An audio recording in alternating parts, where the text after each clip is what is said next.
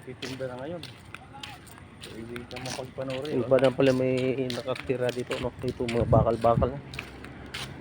Daming warehouse dito sila eh. Pero hawak nila lahat yan. May ginagawa na lang doon sa dulo. Wala nang parking ang helicopter dyan, kaya. Dito man ganahan yung kapkadapan. Ah, Diyan o. dyan na rin? Diyan. Dati dito yan eh. Noon. Nakita ko na parang buwan eh dyan. Madamo na kasi dyan dati. Eh, may siminto dyan sa gitna na bilog.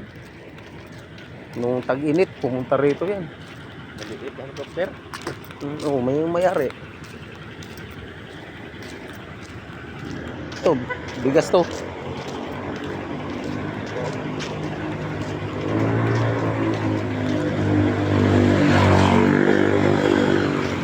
DWH.